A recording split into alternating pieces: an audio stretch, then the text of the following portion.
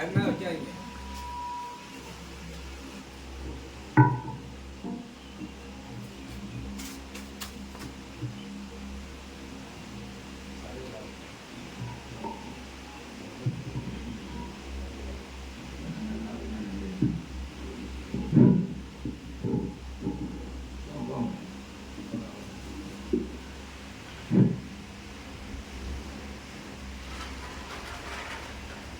அஸ்ஸலாமு அலைக்கும் வரஹ்மத்துல்லாஹி வபரகாத்துஹு. இன்னல் ஹம்துலில்லாஹ் நஹ்மதுஹு வ நஸ்தஈனுஹு வ நஸ்தக்ஃபிருஹு வ நு'மினு பிஹி வ நதவக்கலு அலைஹி வ நஅஊது பில்லாஹி மின் ஷுரூரி அன்ஃபுஸினா வ மின் ஸய்யிஆத்தி அமாலினா மை யஹ்திஹில்லாஹு ஃபலா முதில்ல லஹு வ மை யுضلل ஃபலா ஹாதிய லஹு வ அஷ்ஹது லா இலாஹா இல்லல்லாஹ் வஹ்தஹு லா ஷரீக லஹு وأشهد أن محمدا عبده ورسوله اللهم صل على محمد وعلى آل محمد كما صليت على إبراهيم وعلى آل إبراهيم إنك حميد مجيد اللهم بارك على محمد وعلى آل محمد كما باركت على إبراهيم وعلى آل إبراهيم إنك حميد مجيد صدق الله العظيم. புகழ் அனைத்தும் ஏக இறைவன் அல்லாஹ் ஒருவனுக்கே. அவனுடைய சாந்தியும் சமாதானமும் உலக தூதர், உண்மை தலைவர், மனித குலத்தின் வழிகாட்டி மாமனிதர் நபிகள் நாயகம் ஸல்லல்லாஹு அலைஹி வஸல்லம் அவர்கள் மீதும் இந்த இஸ்லாமிய மார்க்கம் இப்பூமியில் நிலைநாட்டப்பட வேண்டும் என்பதற்காக பல இன்னல்களை ஏற்று இறுதியிலே தங்களுடைய இன்முறைகளை நீத்த சத்திய சகாபாக்கள் மீதும் உலகத்தில் வாழக்கூடிய உண்மை விசுவாசிகள் அனைவரின் மீதும் குறிப்பாக புனிதமிக்க இந்த ஜும்மாவுடைய நாளில அல்லாஹ்வுடைய கட்டளையை நிறைவேற்ற வேண்டும் என்ற உயர்ந்த எண்ணத்தோடு இங்கே கூடியிருக்கின்ற நம் அனைவர் மீதும் அந்த ஏக இறைவனுடைய சாந்தியும் சமாதானம் இன்று நோக்கமாக என்று பிரார்த்தித்தமாக என்னுடைய இந்த ஜும்மா உரையை ஆரம்பம் செய்கின்றேன். அன்பார்ந்த சகோதரர்களே, கண்ணியமிக்க அல்லாஹ்வின் நல்லடியார்களே, அல்லாஹ்வுடைய மாபெரும் கிருபையால் இஸ்லாமிய வருடம் ஹிஜ்ரி 1446 ஆண்டில் நாம் இங்கே உலகத்தில் இருக்கக்கூடிய இஸ்லாமிய சமூகம் ஹிஜ்ரி கணக்கீட்டின்படி 1446 ஆண்டிலே அடியெடுத்து வைத்து அந்த கணக்கின்படியே நாம் நம்மளுடைய இபாதத்தை அமைத்துக் கொண்டிருக்கின்றோம். பொதுவாகவே நம்மளுடைய மக்களுக்கு ஆங்கில புத்தாண்டு, ஆங்கில வருடங்கள் ஞாபகமாக தெரியும். அதை தாண்டி தமிழ் சமூகத்தில் இருக்கக்கூடியவர்களுக்கு தமிழ் வருடங்களை கரெக்டாக கணக்கிடுவார்கள். ஆனால் இஸ்லாமிய வருடம் என்பதை இஸ்லாமியர்கள் நாம் அந்த வருடத்தினுடைய மாதத்தினுடைய பெயர்களை, அந்த வருடத்தினுடைய கணக்கீடுகளை நாம் அதை சரியாக பின்பற்ற வேண்டும். ஏனென்றால் ஹிஜ்ரி என்பதே மிகப்பெரிய தியாகம்தான். நான் பல பயான்களை நாம் கேட்டிருக்கிறோம். ஹிஜ்ரா என்ற வார்த்தையிலிருந்து நாம் அந்த பொருள் புரிகிறது. ஹிஜ்ரத் அடிப்படையில தான் இஸ்லாமிய மாதம், வருடம் கணக்கிடப்பட்டது. அல்லாஹ்வுடைய தூதர் அவர்கள் மார்க்கத்திற்காக தங்களுடைய வீடு, வாசல், சொத்து, சுகம் அனைத்தையும் விட்டு ஹிஜ்ரத் செய்தார்கள். சாதாரண மார்க்கத்திற்காக எதையுமே துறக்க மாட்டோம். ஆனால் அல்லாஹ்வுடைய தூதர் எல்லாத்தையும் இழந்து ஹிஜ்ரத் செய்தார்கள். அந்த ஹிஜ்ரத்தினுடைய அந்த செய்தியை வைத்து தான் ஹிஜ்ரா கணக்கை நம்ம வைத்திருக்கிறோம். 1446 ஆண்டுகள் ஆகிவிட்டது. இஸ்லாமிய வருடங்கள் போய்கொண்டே இருக்கிறது. இஸ்லாமிய மாதத்தினுடைய முதல் மாதம் முஹர்ரம். சாதாரண பிள்ளைகிட்ட சொன்னோம்னா ஜனவரி, பிப்ரவரி, மார்ச், ஏப்ரல் சொல்லிட்டே இருப்பாங்க. இஸ்லாமிய மாதங்களை சொல்லுங்க சொன்னா அவங்களுக்கு தெரியாது. நம்ம படிப்பிக்கணும். இன்னைக்குள்ள சூழ்நிலைகள் மாறி வருது. முஹர்ரம், 2வது மாதம் சபர், 3ஆம் மாதம் ரபியுல் அவ்வல், 4வது மாதம் ரபியுல் ஆகிர், ஜமாத்துல் அவ்வல், ஜமாத்துல் ஆகிர், ரஜப், ஷாபான், ரமலான், ஷவ்வால், துல்ஹஜ், இப்படி மனப்பாடமாக இஸ்லாமிய மாதத்தை நாம் சொல்லக்கூடிய நபர்களாக இருக்க வேண்டும். அப்ப இந்த முஹர்ரம் மாதம் என்பது நம் முஹர்ரம் மாதத்தினுடைய இந்த முதல் ஜும்மாவில் உட்கார்ந்திருக்கோம். முஹர்ரம் மாதத்தினுடைய முதல் ஜும்மாவிலே நாம் இங்கே இருக்கோம். இந்த முஹர்ரம் மாதத்திலே இஸ்லாமிய வரலாற்றிலே சிறப்புக்குரிய விஷயங்கள் நிறைய நடந்துள்ளது. இந்த முஹர்ரம் மாதத்திலே அல்லாஹ்வுடைய தூதராக அங்கீகரிக்கப்படுவதற்கு முன்னாடியே இஸ்லாமிய மாதங்கள் இங்கே கணக்கிட்டு இஸ்லாமியர்களால் இறை தூதரை பின்பற்றக்கூடியவர்களால் நடைமுறைப்படுத்தப்பட்டது. இந்த முஹர்ரம் மாதத்தினுடைய சிறப்பை சொல்லும் பொழுது அல்லாஹ் ஒவ்வொரு நபிமார்களுக்கும் ஒவ்வொரு அற்புதத்தை ஒரு சிறப்பை நான் வழங்கி இருக்கிறேன். நம்ம பார்த்துருக்கோம், நிறைய பேனங்களை கேட்டிருக்கோம், நம்மளே படிச்சிருக்கோம். லட்சக்கணக்கான நபிமார்களை இந்த துனியாவுக்கு இந்த பூமிக்கு நற்செய்தி சொல்வதாக அனுப்பணும் என்று சொல்லக்கூடிய அல்லாஹ் அதில் சிலாயத்து 25 நபிமார்களை சொல்கிறான். ஆதம் நபி முதல் நபி ஸல்லல்லாஹு அலைஹி வஸல்லம் அவர்களே, முதல் நபி ஆதம் நபி, கடைசி நபி இறுதி நபி நபி ஸல்லல்லாஹு அலைஹி வஸல்லம் அவர்கள் 25 நபிமார்களுடைய பெயரை அல்லாஹ் குர்ஆனில் சொல்லி காமிக்கிறான். எல்லாமே எதுக்குமே தெரியும். அப்போ முதல் நபிக்கு சில விஷயங்களை சில சிறப்புகளை செய்கிறான்ல.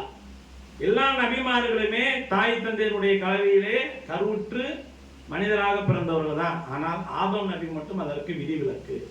ஆதம் நபி அவர்களை அல்லாஹ் என்ன செய்யறான், தன்னுடைய நேர் பார்வையை அவனிடம் இருக்கக்கூடிய மண்ணை எடுத்து ஆதம் நபியை படைக்கிறான். களிமண்ணில் ஆதாம படைச்சோன்னு சொன்னையும் நம்மகிட்ட இருக்கிற களிமண் என்ன செஞ்சிடக்கூடாது, தவறாக கணக்கீடு செய்யக்கூடாது.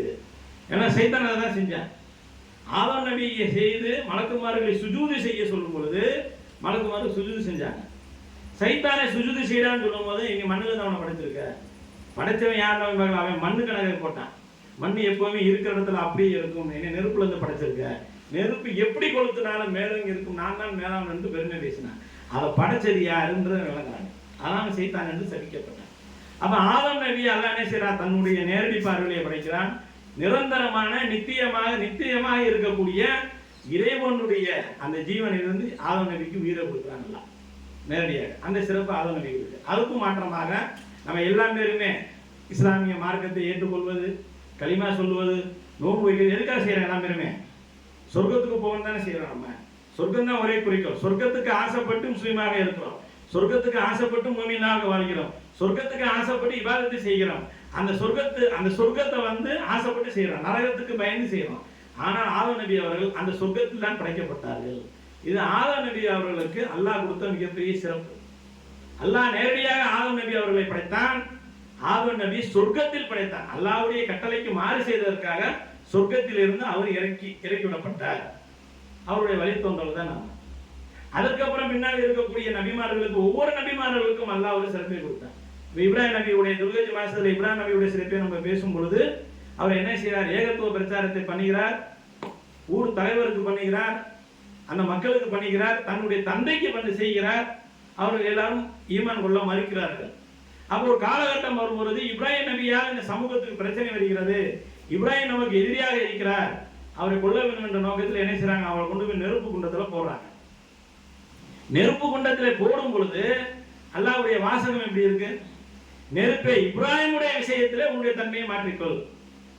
குளிர்ல 2 வகையான குளிர் இருக்கு. அதிகமான குளிர் உடம்புக்கு ஆபத்து, அதிகமான குளிர்ல யாரும் இருக்க முடியாது. அப்ப நெருப்புக்கு அல்லாஹ் கட்டளை இருக்கிறான், இப்ராஹிமுடைய விஷயத்துல உன்னுடைய தன்மையை மாற்றிக்கொள். உன்னுடைய தன்மை என்ன, எரிக்கிறது, கருக்கிறது, ஆளை காலி பண்றது. இப்ராஹிம் விஷயத்துல மாத்திக்கணும்னா நேர்மாறமாக என்ன செய்யறது, அவருக்கு குழுன்னு அந்த இடத்த ஆக்கி அவர் வந்துடுறாரு. ஆனா நெருப்பு குண்டத்தில் எரியும் போது கூட அவர் என்ன செய்யல, தன்னுடைய ஈமானை விடவில்லை. நம்மளுக்கு அங்கதான் பாடம் இருக்கு. நீ நெருப்புல போட்டாலும் நான் மௌத்தா போனாலும் என்னுடைய ஈமான்ல, என்னுடைய கொள்கையில லா இலாஹ இல்லன்ற கொள்கையில நான் உறுதியாக இருப்பேன். வணக்கத்திற்கு தகுதியான அல்லாஹ்வே தவிர வேறு யாரும் இல்லை என்ற விஷயத்துல உறுதியாக இருப்பேன். என்னன்னால அல்லாஹ் இப்ராஹிம் நபி அவர்களுக்கு அல்லாஹ் அந்த சிறப்பு கொடுத்தார். ஒவ்வொரு நபிமார்களுக்கும் ஒவ்வொரு சிறப்பு. நம்ம முஹம்மது நபி ஸல்லல்லாஹு அலைஹி வஸல்லம் அவர்களுக்கு நம்ம வகையில் வச்சிருக்கோம் பாருங்க, திருக்குர்ஆன். அதுதான் சிறப்பு, அதுதான் அற்புதம். இறுதி நபியாக அவரை தேர்வு செய்த ஒரு அற்புதம். அதையும் தாண்டி நம்ம கையில வச்சிருக்கக்கூடிய திருக்குர்ஆனை யாரையும் மனித வாழ்க்கைக்கு தேவையான அத்தனை விஷயங்களுமே அதுல பொருளடக்கி அதன்படி நீங்க வாழுங்கன்னு சொல்லி மருத்துவத்துக்கும் விஞ்ஞானத்துக்கும் நேரடியாக சவால் விடக்கூடிய மனித வாழ்க்கைக்கு தேவையான திருக்குர்ஆனை நம்மளுக்கு அருளியது, அனுப்பியதுதான் முஹம்மது நபி ஸல்லல்லாஹு அலைஹி வஸல்லம். அல்லாஹ் கொடுத்த சிறப்பும் அந்த கண்ணியமும். அதே மாதிரி தான் மூசா நபி அவர்களுக்கும் சில சிறப்புகளை சில அந்தஸ்துகளை என்ன செய்யறான், வழங்குறான். மூசா நபி யாரு, இறைத்தூதருக்கு முன்னாடி வாழ்ந்தக்கூடிய நபி. இஸ்ரவேல் சமூகத்திற்காக இன்னைக்கு உலகத்தில் இருக்கக்கூடிய யூதர்கள் என்று சொல்லக்கூடியவர்கள் முன்னாடி இஸ்ரவேலராக இருந்தார்கள். யூதர் சொல்றோம் பாருங்க, யூதர்களால் உலகத்தை அடக்கி ஆளுகிறார்கள், கிறிஸ்தவர்களை கையில வைத்துக் கொண்டு இந்த உலகத்தை ஆட்டி பறைக்கிறார்கள், முஸ்லிம்களுக்கு எதிரிகளாக இருக்கிறார்கள், பலஸ்தீனத்தை கைப்பற்றி வைத்திருக்கிறார்கள், பைத்துல் முகத்தஸ் என்று சொல்லக்கூடிய பள்ளிவாசலில் முஸ்லிம்களை தொழுவதற்கு அனுமதிக்க மாட்டேங்கிறார்கள். இப்படி நம்ம பார்க்கிறோமா இல்லையா? இன்னைக்கு கண்ணுக்கு முன்னாடி பலஸ்தீன போர் நடக்குது, மாதங்களாக நடக்குது, வருடங்களாக நடக்குது, குழந்தைகளும் பெண்களும் முதியோர்களும் கொல்லப்படுகிறார்கள். இதற்கு காரணம் யார்? இந்த யூதர்கள், அவர்கள் தான் இஸ்ரவேலர்கள். மூசா அலைஹிஸ்ஸலாம் அவர்களை பின்பற்றக்கூடியவர்கள். அவர் யார் எதிர்னா கிடையாது, காவிர்னா கிடையாது. மூசா நபியை பின்பற்றக்கூடியவர் தான் இந்த யூதர்கள். மூசா நபியை ஈமான் கொண்டு மூசா நபிக்கு பின்னாடி வந்த ஈசா நபியையோ மூசா நபிக்கு பின்னாடி வந்த முகமது நபி ஸல்லல்லாஹு அலைஹி வஸல்லம் ஏற்றுக்கொள்ளாமல் மூசா நபியுடைய இடத்திலே நிற்பவர்கள் தான் இந்த யூதர்கள். அதான் வரலாறு. இவர்கள் இஸ்ரவேலராக இருக்கும் பொழுது அவர்களுக்கு இஸ்ரவேலர் என்ற பெயர் உண்டு. அப்படி இஸ்ரவேல் இருக்கும் பொழுது அவர்கள் ஃபிரௌன் என்ற மன்னனுக்கு கீழே வாழ்ந்தார்கள், அடிமைகளாக வாழ்ந்தார்கள், துன்புறுத்தப்பட்டார்கள், தொல்லைக்கு உட்படுத்தப்பட்டார்கள். அப்பதான் அல்லாஹ் என்ன செய்யறான், மூசா நபி அவர்களை நபியாக தேர்ந்தெடுத்து அந்த இஸ்ரவேல் மக்களை காப்பாற்றுவதற்காக என்ன செய்யறான், மூசா நபியை ஏற்படுத்தி ஃபிரௌனுடைய நேரடியாக இஸ்ரவேல் மக்களை காப்பாற்றுவது மட்டும் நோக்கம் அல்ல, ஃபிரௌனுக்கு கலிமா சொல்லிக் கொடுக்க வேண்டும், அவனுக்கு நன்மையின்பால் அவனை அழைக்க வேண்டும். ஒரே ஒரு இறைவன். அவன் இஸ்ரவேல் என்ன சொல்றாங்க, ஃபிரௌன் என்பவன் வேறு எதையும் கடவுளை வழங்கவே இல்லை, நான் தான் கடவுள், அதையும் தானே கடவுளுக்கெல்லாம் கடவுள் நான் என்று சொல்லிக் கொண்டவன், நீ தான் கடவுள். அதுக்கு என்ன ஆதாரம், என்ன உதாரணம் சொல்லி கேட்டா, 2 பேரும் கூப்பிடுவான்,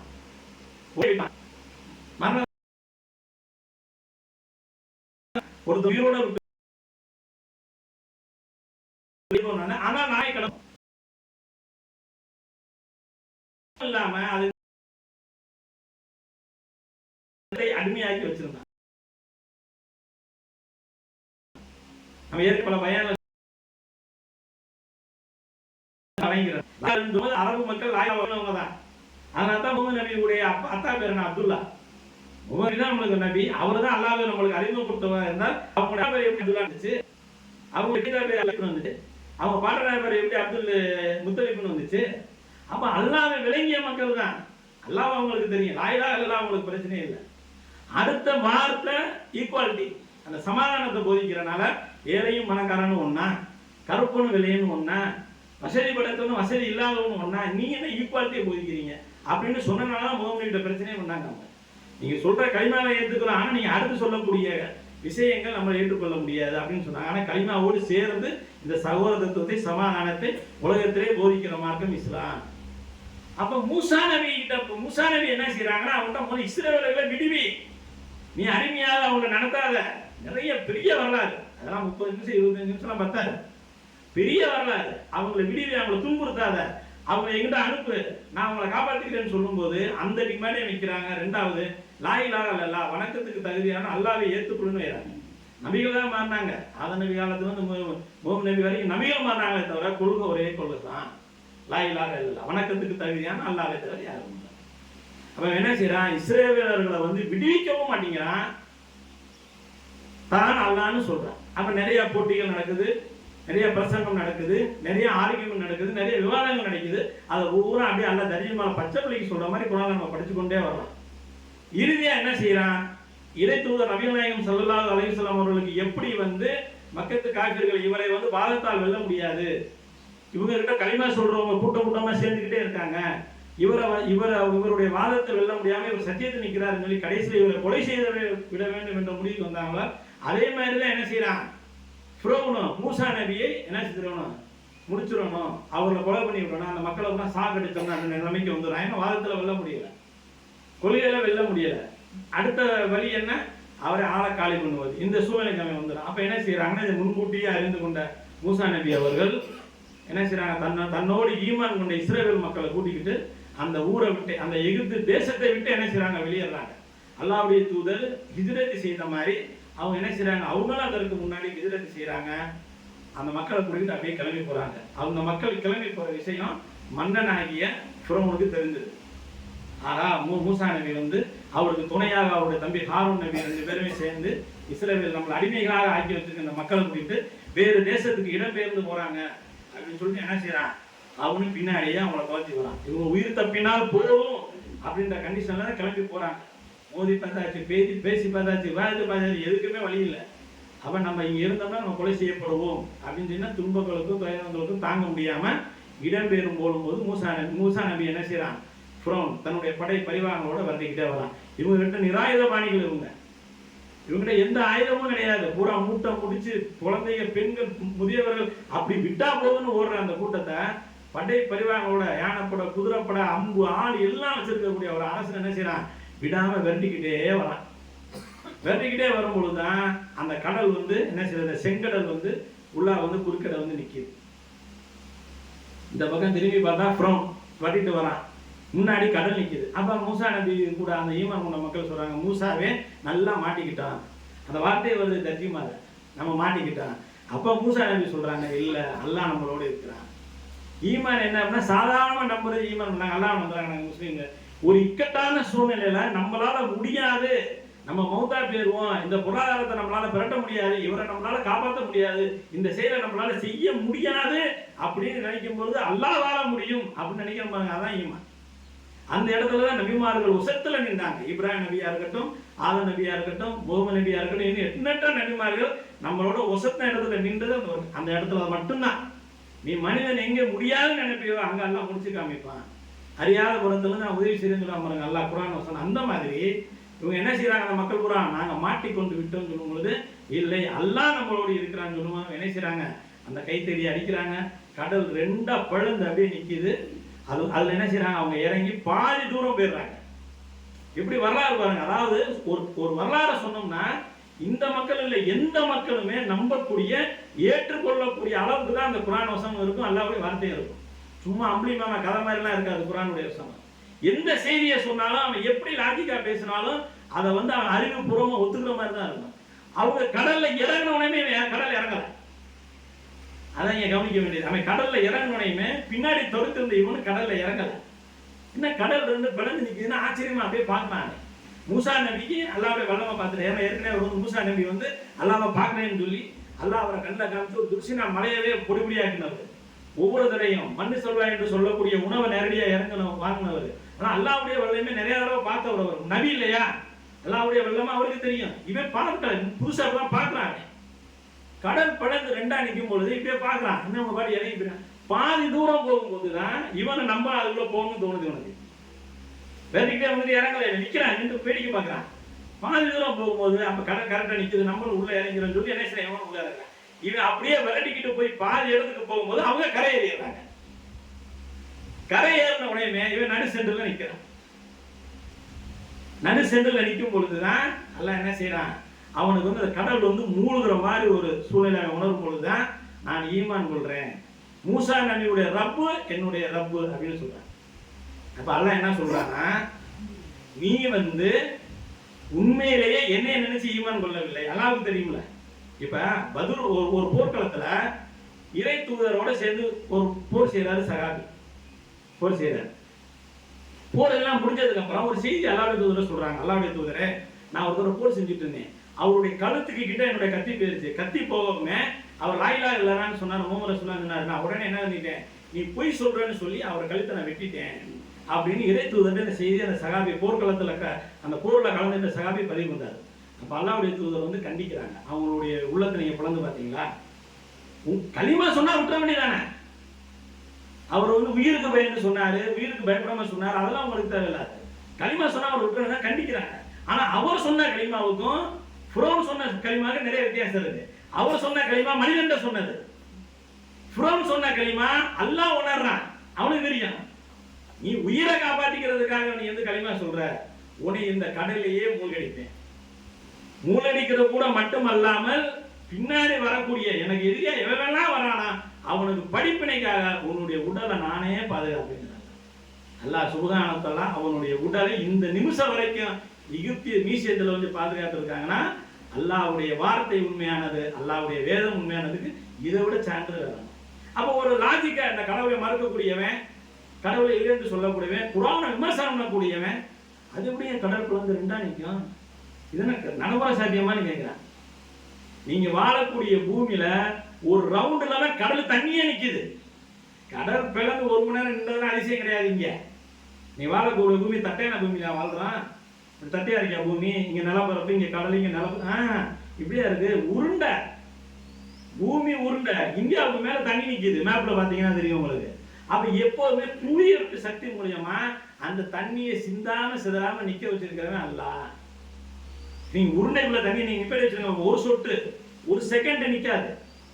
அது நிக்கிறதோட மட்டும் இல்லாம மணிக்கு இத்தனை கிலோமீட்டர் வலது பக்கம் சுத்திக்கிட்டு வேற வருது.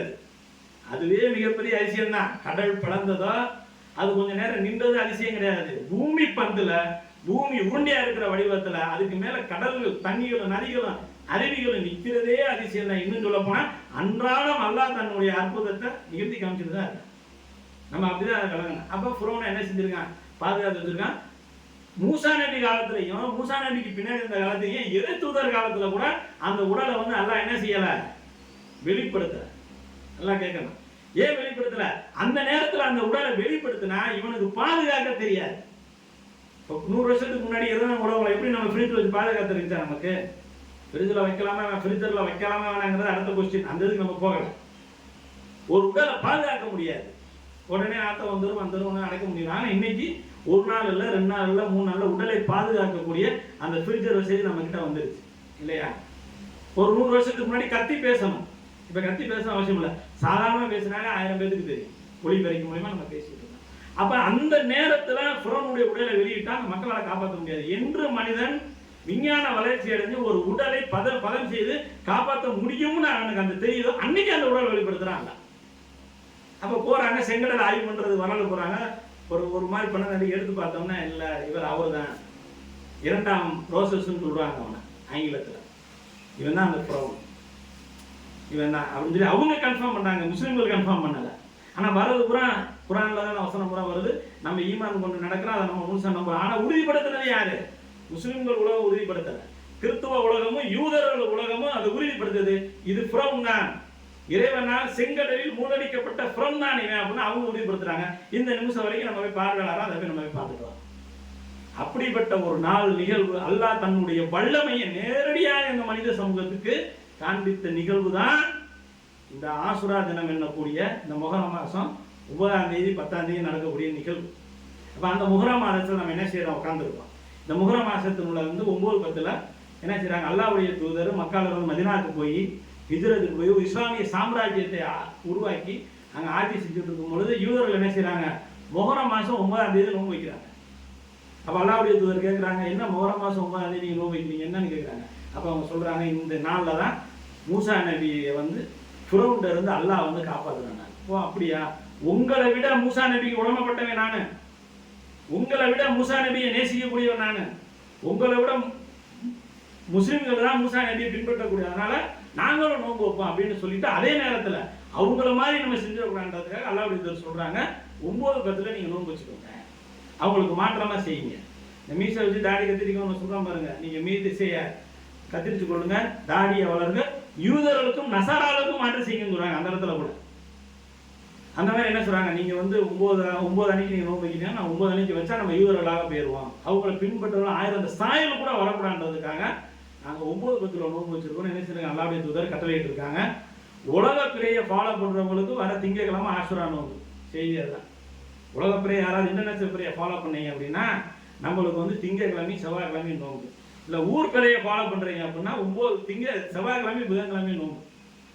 சில பேர் என்ன செய்வாங்கன்னா அதையும் தாண்டி ஒரு வரலாறு இருக்கு. அஸ்ஸம் ஹுசைன் அவங்க வந்து அலி ரலியல்லாஹுடைய மகன்கள் 2 பேர் வந்து கரலாப்பூர் ஷஹீதாகப்பட்ட வரலாறு. அது நீண்ட வரலாறு, அது வேற சப்ஜெக்ட்ல ஒரு நாளைக்கு நம்ம பேசலாம். அந்த முஹர்ரம் மாதம் முடிகிறதுக்குள்ள அல்லாஹ் நானா இதே ஜிம்மாவில் இதே பள்ளிவாசல்ல அந்த அஸ்ஸம் ஹுசைனுடைய வரலாறு எதற்காக அவங்க ஷஹீதாகப்பட்டாங்க, கர்பலாப்பூர் பதவிக்காக நடந்ததான், அது ஆன்மீக சியா சன்னி என்பது ஆன்மீக பிரிவா அரசியல் பிரிவாங்க நம்ம விரிவாக பேசுவோம் சார். அப்போ நம்ம வந்து முஹர்ரம் மாசத்துல இருக்கோம், 1446 ஹிஜ்ரால நம்ம இருக்கோம். எதிர்வர 2-3 நாள்ல நம்மளுக்கு என்ன செய்ய ஆசுரா என்று சொல்லக்கூடிய மிகப்பெரிய அற்புதமான தினம் வருது. அதை யாருமே மிஸ் பண்ணக்கூடாது. அந்த நேரத்தில் நோன்பு பிடிப்பது அல்லாஹ்வுடைய தூதர் வந்து ஏன்னா பெரிய விஷயம். நீங்க நம்ம அப்படி மேலே ஒரு கொடுங்கோல நிற்கல தான் நீங்க வாழ்ந்துட்டு இருக்கோம். இங்கே யாரா சொல்ல முடியுமா? அது இந்துவா இருக்கட்டும், முஸ்லீமா இருக்கட்டும், யாராக இருக்கட்டும், ஒரு கொடுங்கோல நிற்கல தான் இங்க உலகமே வாழ்ந்துட்டு இருக்கு. அது அமெரிக்க ஜனாதிபதியா இருக்கட்டும், இந்திய ஜனாதிபதி யாராக இருக்கட்டும், ஒரு கொடுங்கோல நிற்கல தான் நம்ம வாழ்ந்துட்டு இருக்கோம். அந்த கொடுங்கோல் ஆட்சியாளர் இருந்து ஒரு இறை நம்பிக்கையாளர். மூசா நபி முஸ்லீம் தான், ஈசா நபியும் முஸ்லீம் தான், எல்லா பேரும் முஸ்லீம்களாக தான் வாழ்ந்தாங்க. இவங்க நபிமார்களை வேற கணக்கில் கொண்டு போயிட்டாங்க.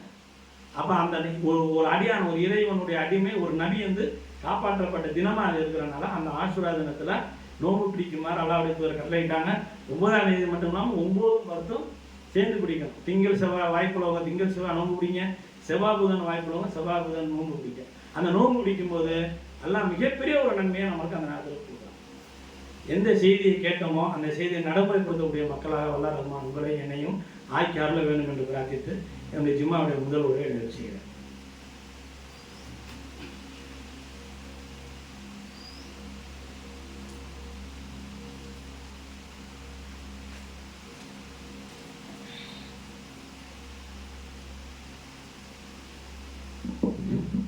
அஸ்ஸலாமு அலைக்கும் வரஹ்மத்துல்லாஹி வபரகாத்துஹு. எப்பொழுதுமே நம்மளுடைய அலெக்சா பள்ளிவாசலில் ஜும்மாவுடைய 2வது அமர்வில் பள்ளியை குறித்து சொல்லக்கூடிய செய்தி தான். அல்லாஹ்வுடைய மாபெரும் கிருபையால் வெறும் கட்டாந்தரையாக தொடங்கப்பட்ட இந்த பள்ளிவாசல் அல்லாஹ்வுடைய பேரருளால் மதரசா தொடங்கி பள்ளிவாசல் கட்டுமான பணி முடிந்து இன்னும் குடியிருப்புக்காகவும் கபர்ஸ்தானுடைய சுற்றுச்சுவருக்காகவும் தொடர்ந்து இந்த பள்ளிவாசலுடைய நிர்வாகிகள் வேலை செய்து கொண்டிருக்கிறார்கள். இந்த செய்தியை கேட்கக்கூடியவர்கள், இந்த பள்ளிவாசலுக்கு உடமைப்பட்டவர்கள் அவர்களோடு சேர்ந்து இந்த இடம் ஒரு இஸ்லாமிய குடியிருப்பாக, ஒரு இஸ்லாமிய மாவுலாக மாற வேண்டும் என்று உயர்ந்த எண்ணத்தோடு உழைக்க வேண்டும், தங்களுடைய பொருளாதாரத்தை கொடுக்க வேண்டும் என்று எப்போதுமே 2வது ஜும்மாவை நாம் அறிவிப்பு செய்வோம். அந்த அடிப்படையில் இந்த பள்ளியுடைய வளர்ச்சிக்காக தேவகோட்டையை சேர்ந்த சகோதரர் இம்ரான் அவர்கள் மற்றும் அவர்கள் குடும்பத்தார் செங்கலை ஸ்பான்சர் செஞ்சுருக்காங்க, நன்கொடையாக வாங்கியிருக்கிறார்கள். யார் இந்த பூமியிலே இறைவனுக்காக ஒரு ஆலயத்தை எழுப்புவார்களோ, ஒரு இல்லத்தை எழுப்புவார்களோ, அவர்களுக்கு மறுமையிலே நான் ஒரு இல்லத்தை கட்டித்தருவேன், ஒரு வீடை கட்டித்தருவேன் நல்லா வாக்குறுதியாக இருக்கிறேன். அதனால தான் பள்ளிவாசல் நம்ம கேட்டாலும் எல்லாமே நம்ம செல்ஃப் இன்ட்ரெஸ்ட் இது வேலை பார்க்குறதும் பள்ளிவாசலும் கேட்டவனையும் பணம் கொடுக்குறதும் காரணம் என்ன அப்படின்னா, மறுமையில் நம்ம என்னதான் நம்மளை தவறுகள்லாம் மன்னிச்சு எல்லாம் நம்மளை சொர்க்கத்துக்கு அனுப்புனா அங்கே நமக்காக ஒரு வீடு கிடைச்சிருப்பாங்க. நன்மை அவ்வளோதான், நன்மை கிடைக்கும். அந்த அடிப்படையில் தான் நம்ம என்ன செய்வாங்க, இங்கே தொலை வரக்கூடியவர்கள், இங்கே பிரசங்கத்துக்கு வரக்கூடியவர்கள், இங்கே நிகழ்ச்சிக்கு வரக்கூடியவர்கள், இதற்காக வேலை பார்க்கக்கூடியவர்கள், இதற்காக பொருளாதாரம் தரக்கூடியவர்கள் எல்லாமே நன்மை எதிர்பார்த்து செய்யக்கூடிய நபர்கள் தான். அதில் உலக ஆதாயத்துக்கு வேலையே கிடையாது. இங்கே அந்த அடிப்படையில் அவர் இம்ரனுடைய குடும்பத்துக்கும் அவருடைய குடும்பத்தாரர்களுக்கும் எல்லாம் ரகுமதி செய்யணும். இந்த பள்ளிவாசல் அல்லாக்ஸா என்று சொல்லக்கூடிய இந்த பள்ளிவாசல் மென்மேலும் வளர வேண்டும் என்ற இந்த ஜும்மாவுடைய புனிதமிக்க இந்த ஜும்மாவுடைய தினத்திலே பிரார்த்தனை செய்து இந்த ஜும்மாவுடைய நிறைவு செய்கிறோம். அஸ்ஸலாமு அலைக்கும் வரஹ்மத்துல்லாஹி வபரகாத்துஹு.